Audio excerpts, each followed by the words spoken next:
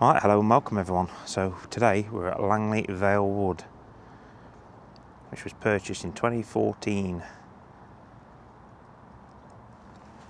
Ancient woodland, chalk grassland.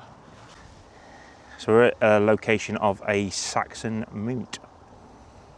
Substantial bank is all that's left of Langley's Vale to signify the former presence of a major Saxon centre. And it looks like it was at the other side of this. Look at that tree.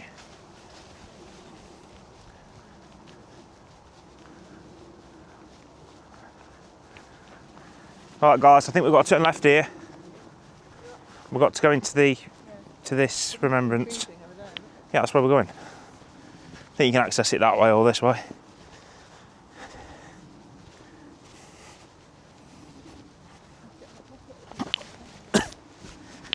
You didn't see that? You didn't see that? The Regiment of Trees commemorating the inspection of the troops by Lord Kitchener, Epsom Downs, January 1915. Opened by the Princess Royal on 21st of June 2022. All the soldiers standing there. Look at that. That was very cool. That is very cool. So we're adding to this tree, this sculpture. You notice here there's soldiers lined all the way down both sides. So the Regiment of the Trees was carved by Patrick Walls from Hill House Edge sandstone.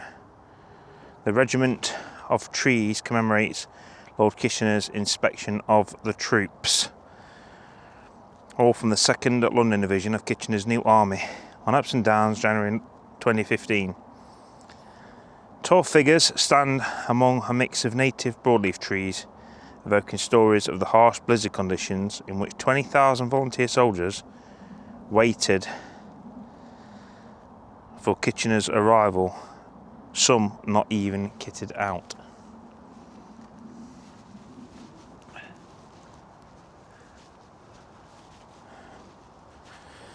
Measuring 6 metres tall and 4 metres in diameter, carved with words taken from 7 poets for the period, this First World War memorial feature creates a space for contemplation.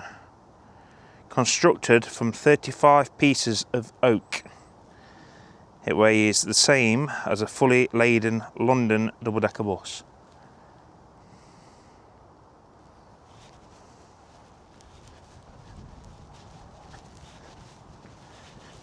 This has got the 6 poems in it. It's supposed to be 6 poems on the walls here. Oh yeah. Think how it wakes the seeds. Can't read. This place particularly of memoriam? Was it just that it's somewhere they've chosen? I didn't before that. Have you done it? Yeah. Blossoms. It's because it's to do with the regiment. To commemorate Lord Kitchener's inspection of the troops, all from the 2nd London Division of Kitchener's New Army on Epsom Downs. 12 figures stand amongst the native broadleaf trees, evoking stories of the harsh blizzard conditions which 20,000 soldiers waited for Kitchener's arrival. Some weren't even fully kitted out. That's what it says.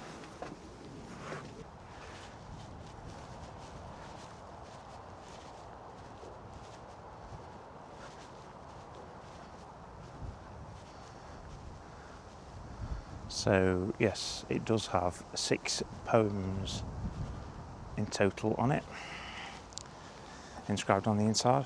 A fascinating memorial.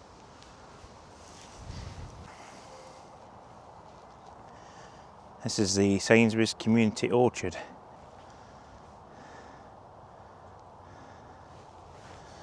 I think we're walking straight up the path there, guys. We're not actually going into the orchard. This is the park here. I like that park. Some interesting sculptures.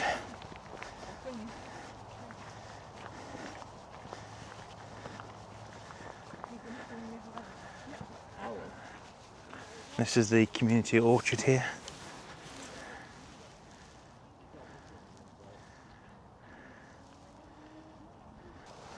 Interesting, there's still some apples on the community orchard there.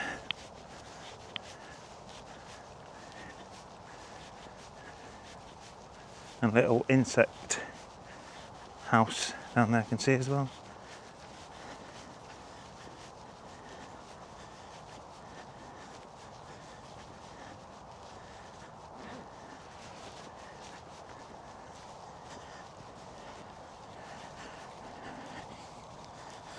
Right, we're heading for Jutland,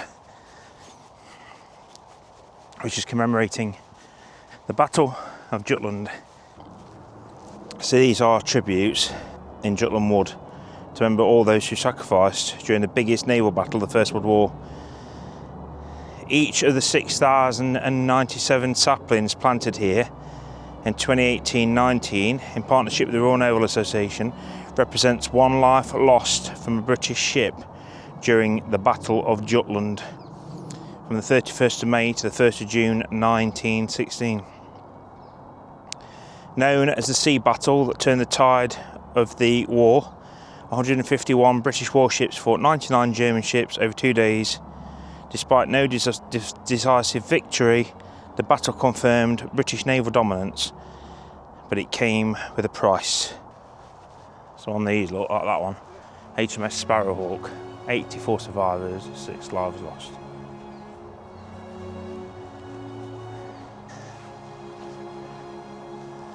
So this one, HMS Ardent, no survivors on that one, 78 lives lost. HMS Turbulent, 90 lives lost, no survivors. Black Prince, look at that one. Jeez. 857 lives lost, no survivors.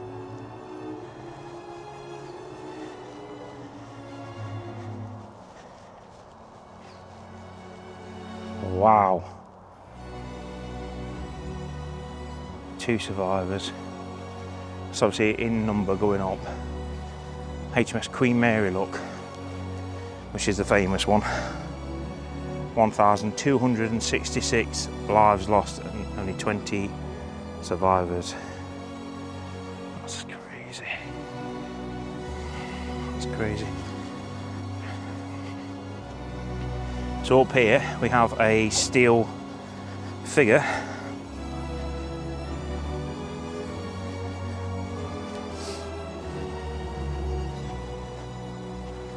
There we go. This was created by Christine Charlesworth. Depicts one side of a sailor in 1916 naval uniform.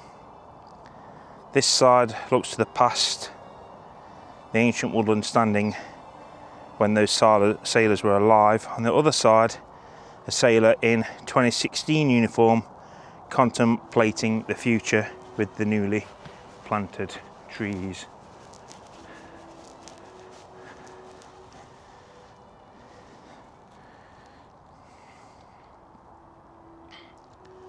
So there you go, folks. One's looking at the past and one sailor is looking towards the future.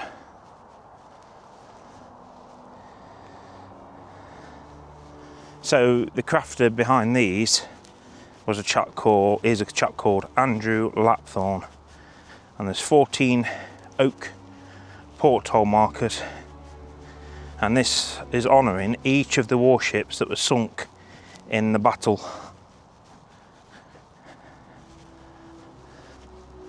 So HMS Invincible, obviously very famous, 1,026 lives lost on that one, only 6 survivors. 903 lives lost on HMS Defence. Oh, that's crazy, man. It's sad. So many people died. So many people died in one battle. Oh, you know, it just should make you, you know, you think about your lot past and in your future. And how, like someone like me, for example, and my children so far, are lucky who've not had to endure any of this. Okay, so we're on an area that's full of acorns and lots of history. This is where he inspected his troops. Well, it's near here, look, where Lord Kitchener inspected his troops. 20,000 of them, lot, all preparing to go to war. They changed the course of history forever. Many of those troops were sent to fight in the Battle of the Somme in northern France. Some never to return.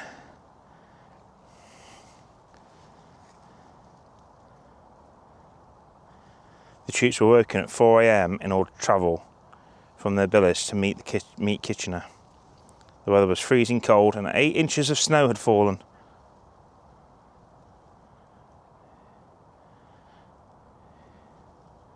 Oh man.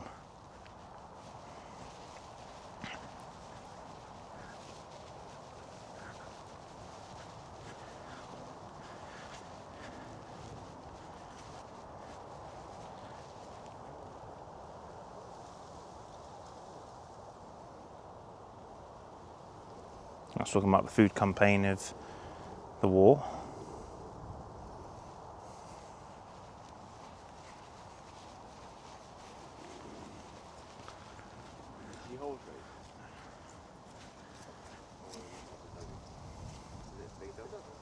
It was about U-boats attacking merchant shipping and the movement of agricultural workers in the Western Front.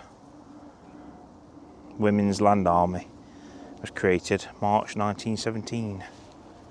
10,000 women wanted. Woohoo.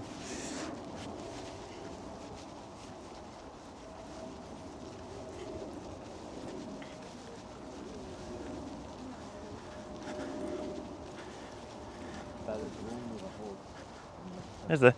On the track?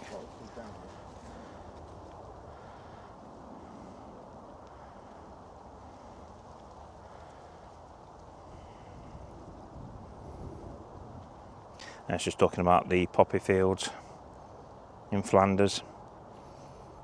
Deadly battle of the Ypres had left the landscape ravaged by trenches, bombs, artillery fire.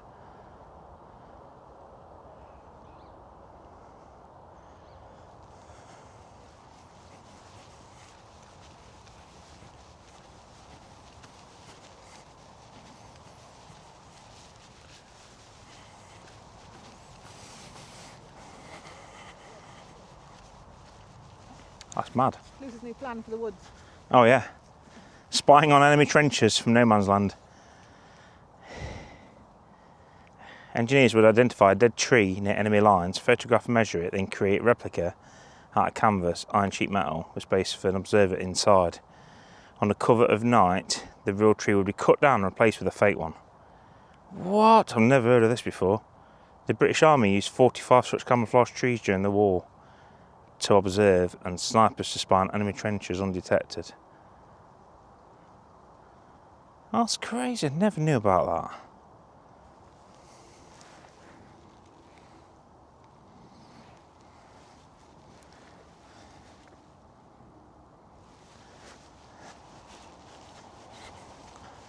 Well, I've learned something new today about that. That's accommodation for 5,500 men. Mess hall, store, post office, barber shop. The first residents were from the Australian and New Zealand Army Corps, who were wounded in Gallipoli, Turkey.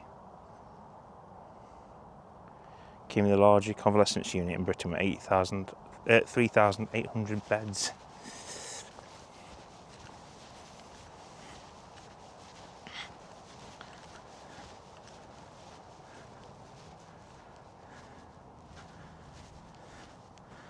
The area of peaceful chalk grassland would have looked much different during the First World War. Site of Tadworth Camp, miniature city, marquees and tents which stretched from Tattenham Corner as far as Walton on the Hill. Team with lads in khaki Its peak, 8,000 recruits. Oh my. That's crazy.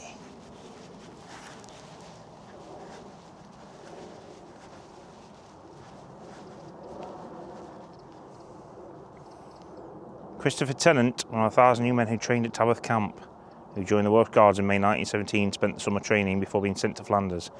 He was killed by shell fire on 3rd September 1917 during the Third Battle in Flanders Fields.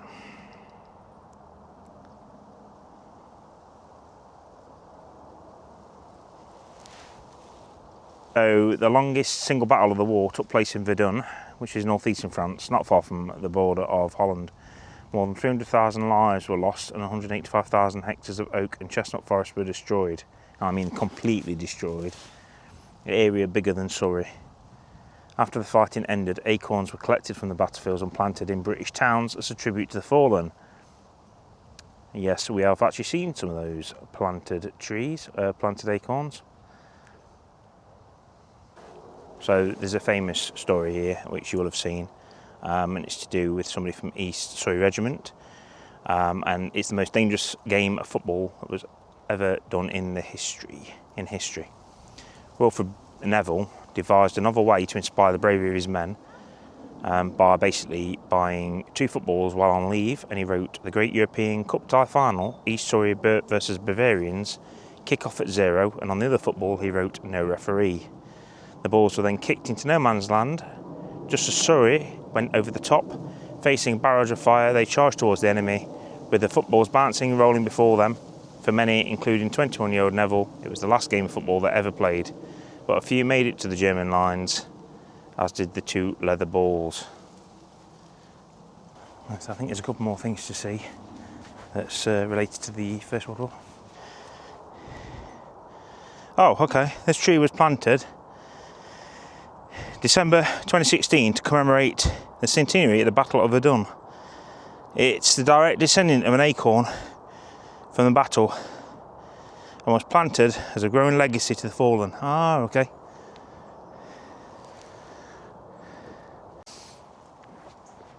So this is a commemoration to HMS Paragon destroyer, which was launched in 1913 and was sunk by a torpedo in 1917. And it does show life like a ring with poppies on it, which says HMS Paragon on it. Look at that for a bench.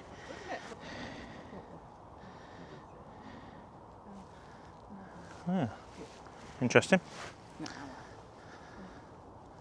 Oh, the views from up here are absolutely amazing, folks, I've got to say. Can't see the capital from here, it's over that hill. But apparently there is a place you can go and park your car and see from the other side, but we're not going to do that today because we're going into Epsom.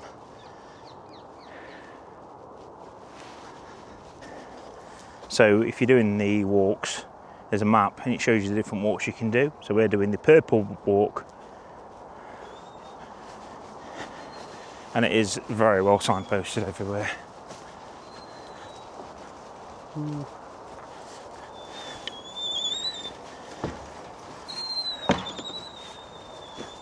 So thank you very much for watching. I hope you enjoyed it. Just to let you know that this place is free to visit. You don't have to pay. You only have to pay for parking if you come in a car. There's room for 70 vehicles and includes electric vehicle charging points as well. Parking is charged at £2 for 2 hours, £4 for 4 hours and £5 for the full day, with all proceeds going towards the ongoing management of this site. So yeah, definitely recommend a visit here. Thank you very much for watching, and make sure you hit that like button and subscribe to the channel. I'd really appreciate it. Thank you. Bye.